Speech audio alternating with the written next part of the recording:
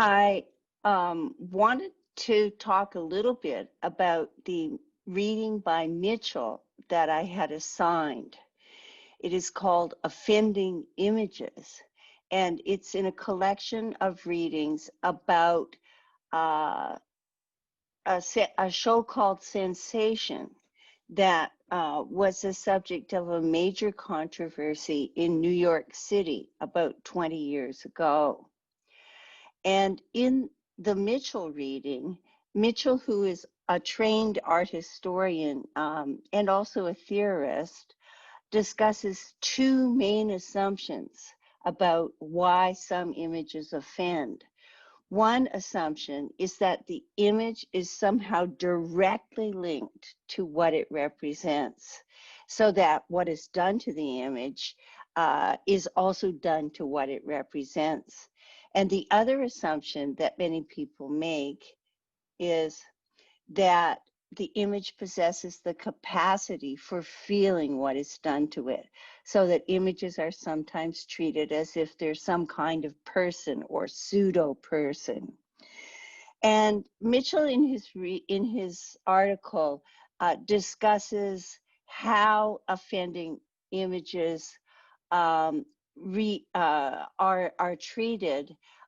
And he starts out by pointing out that the images themselves are unstable, so that how much they harm audiences or people who are exposed to them depends on a lot of different contexts and interactions.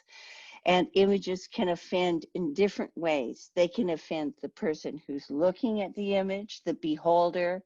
They can offend something that's represented by the image. And the offense can also be caused by the way something is represented. And we'll come back to this in some of the examples. So that images offend many people, and they may inspire laws, policies, and censorship. And offenses to the images take a lot of different forms, as we've seen in Dario Gamboni's discussion of iconoclasm and vandalism. And Mitchell discusses various examples of offensive images. One is an example of a sculpture by Richard Serra, which is a kind of unpainted metal arc that interfered with office workers' space in New York City when it was installed. And this is a big space in New York City. These are little cars, and office workers really hated having the sculpture there, and it was eventually disposed of. Maya Lin's Vietnam Veterans War Memorial offended people in a different way because of questions that it raised about respect for war veterans. And it was also related to the style of the monument and the ethnicity of the artist, since she was of Chinese American descent. The image itself also exhibits the names of the dead in the order in which they died, so that as the war began, the wall is quite shallow. And as the war became worse and worse, the wall became deeper. And then as the wall ended, it became shallow again. It's quite a moving monument, I must say, from my own experience. He also mentions offenses such as the sculpture of David, where people involved in art worlds objected to the proportions and the pose of the sculpture and the way that the legs were positioned to create a little triangle. He mentions also swastikas as sources of complaints, even though in Asia the symbol has been used for over 12,000 years. The Confederate flag has also raised political equity questions, and as it glorifies a defeated political group that was also associated with racism and slavery in the United States.